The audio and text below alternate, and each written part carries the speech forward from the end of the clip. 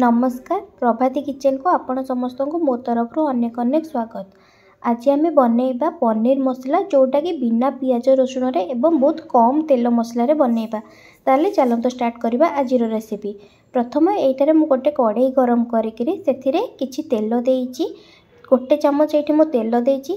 तेल गरम हो सारा पर ये गोटा मसला जमती कि गुजराती गोटे दुईटी, लवंग दुई तीन टी, गोलमरीच दुई तीन टी, तापर ये तेजपत्र भी गोटे देइछि, डालचीन खंड छोट छोट दुई तीन खंड देइकिरी टिके भाजिबा पर एठी मु जीरा गोटे चमच देइकिरी एठी तापर काजू 7-8 टी देइकिरी किछि टाइम भाजिछि।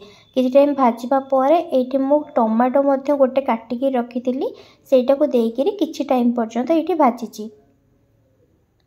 एठी किछि टाइम पर्यंत भाजिला पर ताकू मु गोटे मिक्सर को काढ़ी देइछि, ताकू भलसे ग्राइंडिंग करिकिरी रखी देबी। एठी मु काढ़ी दउछि सब जाक।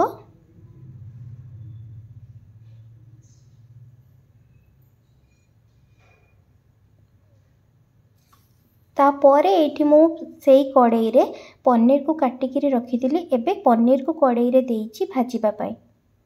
एठी सब जाक पनीर मु कढ़ई रे देइ देइछि भाजिबा पाई।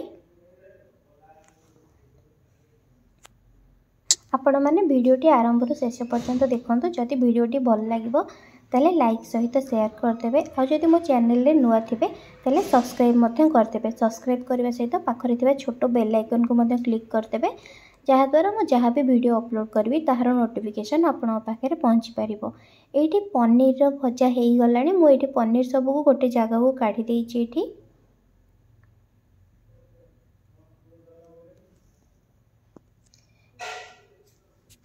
पनीर काढ़ी सारिबा परे सेई कढ़ई रे एबे जेतिकी मसला ग्राइंडिंग करिथिली सेई मसला कढ़ई रे देइकिरी ताको किछि टाइम पर्यंत एठी गोळौची।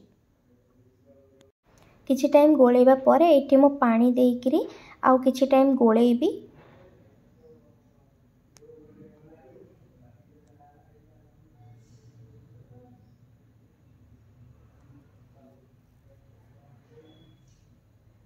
एठी मसलाटा हवा पई टिके टाइम लागबो, सेति गैस एठी मो स्लो फ्लेम रे रखिकरी मझिरे मझिरे गोळौची, नहले तळटा लागि जिवो। सेति टिके टिके घोड़ेइकिरी मझिरे मझिरे थरी लेखा गोळौची। किछि टाइम मसलाटा हेइ जिबा परे एठी गोटे चमच लूण, गोटे चमच हळदी एठी देइची। हळदी देइकिरी सेटा को भलो से गोळेइ देइची।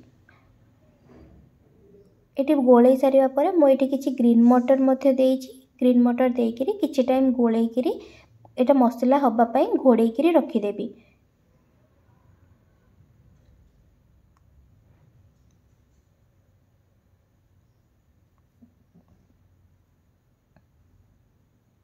एठी मसला मोर हेई गलानी।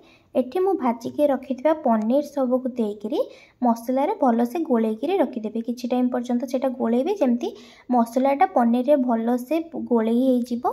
एठी गोळेइकी किछि भल से गोळेइ सारला परे एठी मु आउ किछि पानी देइकिरी भलो से गोळेइकिरी किछि टाइम पर्यंत रखी देबी। टिके गोळेइ सारिबा परे मु एठी घोड़ेइकिरी किछि टाइम पर्यंत रखी देबी।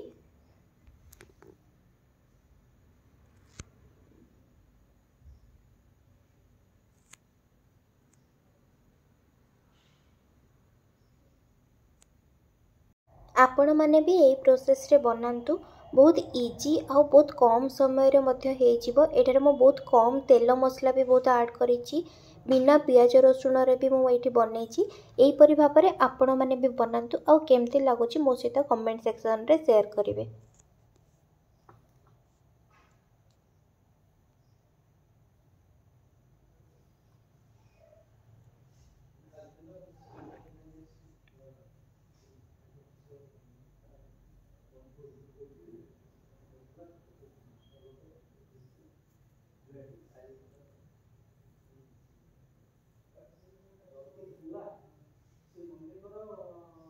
एठी देखंतु हमर पनीर मसला हेइ गलानी। एठी ता परे मु लास्ट रे किछि गरम मसला ता सहित एठी किछि मु धनिया पत्र लास्ट को देइछि, देइकिरी गोळेइ देइछि। एही परि भाबरे आपण भी बनांतु। आ जदि मो वीडियोटी भल लागिथिबो ताले लाइक सहित शेयर करदेबे। आ जदि मो चैनल रे नुआ थिबे ताले सब्सक्राइब मध्य करिदेबे।